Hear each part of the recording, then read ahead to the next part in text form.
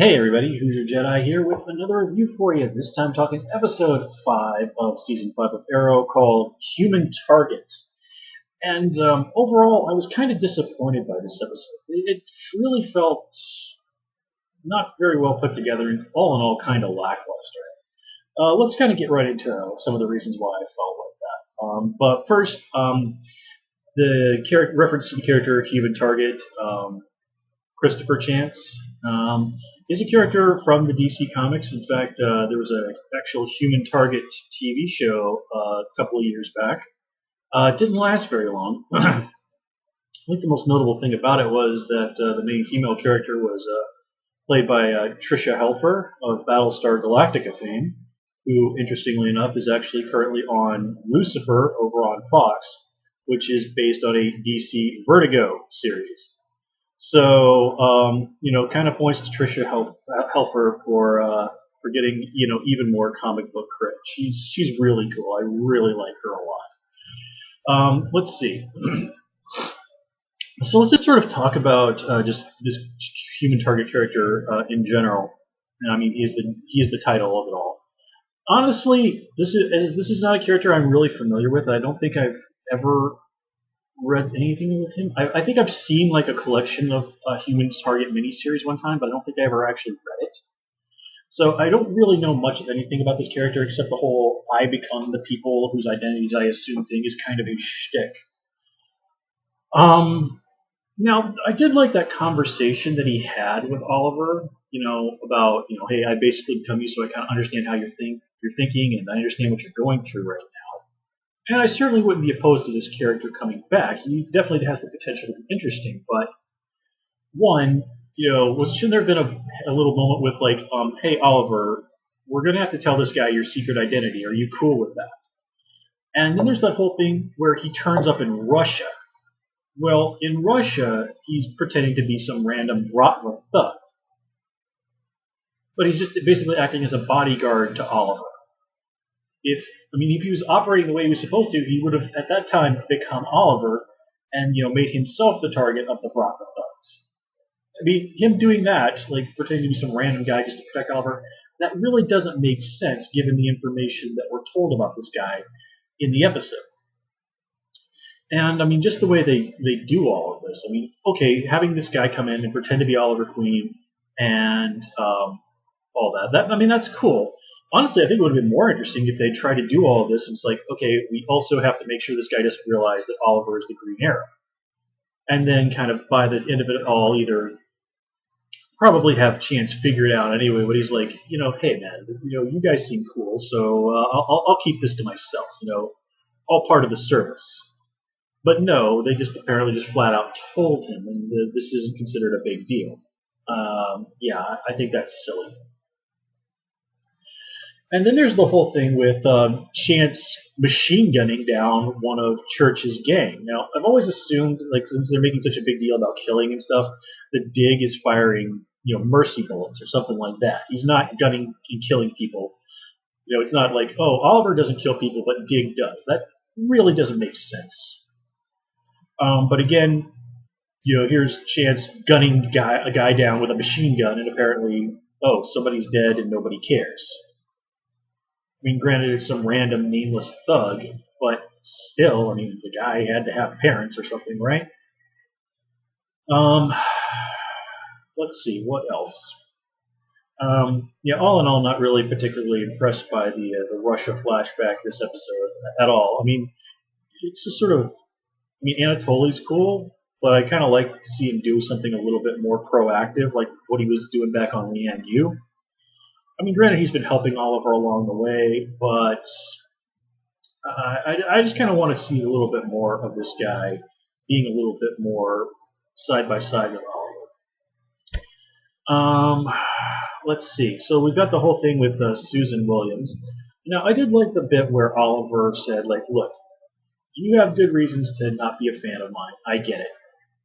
Give me some time. Oh, jeez, I just realized my cat's in the kitchen playing with a plastic bag that I had sitting on the counter. Oh, whatever. I'll go deal with that after I finish this video. I'm sure the cat will survive. trouble, believe you me, I'll hear it. Anyway,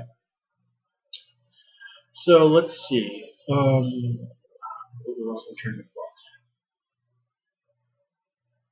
Keeps distracting me. You can't hear it, but I can. Let's see. Oh yes, Susan Williams. So Oliver, okay, he does make a very reasonable thing. It's like, look, you have good reasons not to trust my leadership, but kind of lay off on me. Give me a month to show that I can actually do something. Without me spending all my time putting out fires that you're starting. And if I blow it, well then feel free to sick the dogs on me. Which okay, that's probably a little bit ethically questionable in terms of journalistic ethics, but well, we live in 2016. Journalistic ethics, what the hell are those, right? Especially in an election year. Sweet God, am I glad that by the next time I watch The Flash, this is all going to be over. Well, it won't have called the West Coast by then, but by that time, yeah.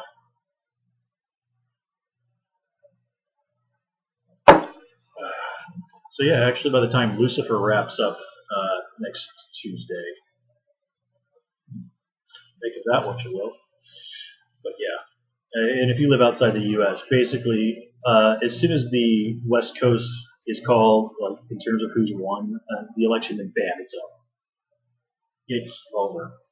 Whoever wins in Alaska, Hawaii, and American Samoa don't matter. Doesn't matter. Well, except like back in 2000 election. Let's forget about that if we can. Let's see. Nothing particular to say about Thea this episode. I did like that bit with Oliver going to talk to Felicity about her dating Malone, and it's he's not really angry about the situation. He's just more like, look, I mean, it's cool that you've moved on. I'm just a little disappointed that you didn't tell me about this. We've had our problems, but we were still working together. We're still very close to each other, and you keeping something like this from me, it hurts.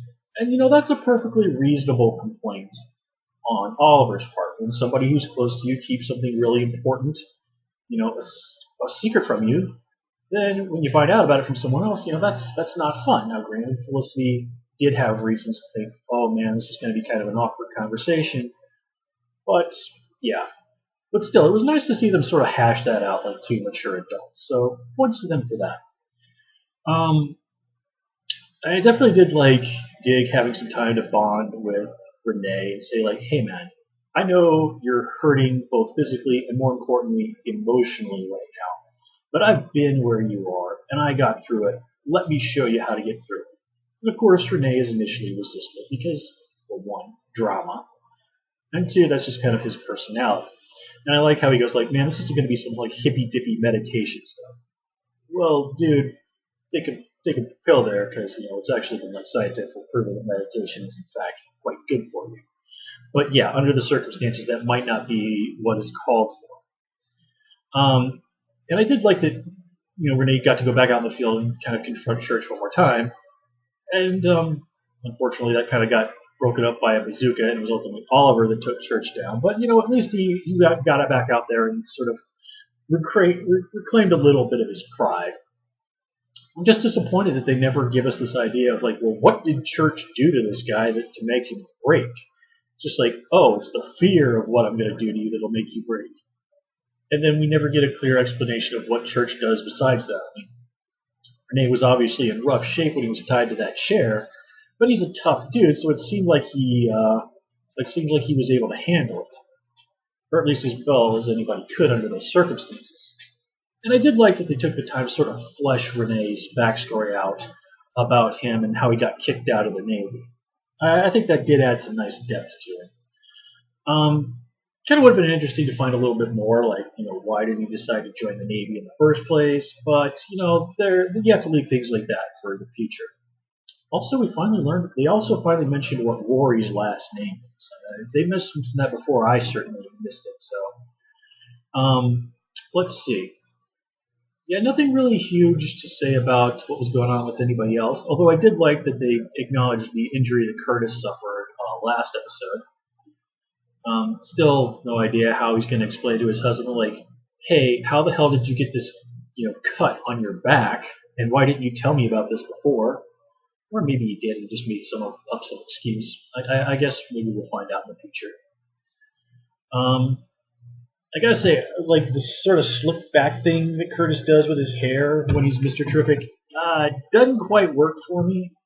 But it does make sense that of course he's gonna want to wear his hair a little bit differently, and that's probably just the most practical choice under the circumstances. I can't profess to know a great deal about how hairstyling works for black guys. Although I remember one of my black friends telling me something about like some kind of a cream one time that he used in whatever, really off topic. Let's see. Oh yeah, he was kind of complaining about how hard it was to get stuff like that in Japan, which in all fairness, yeah, I could understand that. Let's see. Nothing really particular to say about Church this episode. I'm not particularly surprised that he died this episode. I mean, he learned Oliver's secret identity. You could kind of tell he wasn't going to be making it out of this episode alive because, why would he have any reason to keep that information to himself? It's kind of a little surprising that apparently he didn't tell anybody else in his gang, but then again, knowledge is power, so you can kind of see why Church would want to keep that information to himself. And I love that he just freely gives the information up before Prometheus does anything to it. It would have made more sense as like, hey man, I know who Green Arrow is.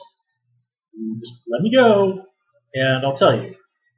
Instead, you just sort of like, yeah, hey man, I'll tell you whatever you want to know. So you've got no reason other than I assume gratitude to spare me. And of course, Prometheus kills him.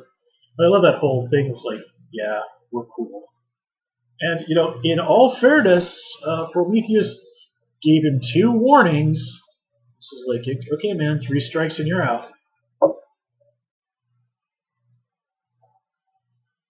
Another thing that disappointed me this episode is Church hires some masked mercenary. It says yeah, I went out and got a freak of my own. It's like, well, okay, who did you get? Is this some guy from the comics? I mean, this character doesn't even have a name. I mean, for a minute, just kind of looking at him wearing that mask, I thought, hey, is this Sportsmaster, or are they going to try and do something between him and Artemis? That would be cool. Granted, Sportsmaster, just given the name, screams a character who should be on the Flash. But that would be really cool. Sort of introduce the guy as sort of a minor villain on the Flash, and sort of bring him on Arrow. Given his name, maybe probably have Caitlin be the one to choose the name because she's the one that comes up with the more ridiculous names for things. Yeah, that would actually be very cool. But no, we never learned who this guy is or anything about him. So again, disappointing. And I think that covers everything I really had to say about this episode. All in all, it's kind of an underwhelming episode. There's a lot of stuff in this episode that just doesn't make sense, and honestly, it doesn't seem like a very well put together episode. I'm really, honestly, kind of disappointed. Arrow normally does a much, much better job than this. But even the best shows sometimes, don't do so well. So anyway, now that Prometheus is going to step up as the big bad of the season, I have a feeling things are going to pick up. So we'll have to see. In the meantime, thanks for watching this video. As always, please comment, rate, subscribe. Of course, you can follow me on Twitter at Hoosier Jedi, and please also join me on Tumblr at Jedi Reviewer. Until next time, take care and have a good one.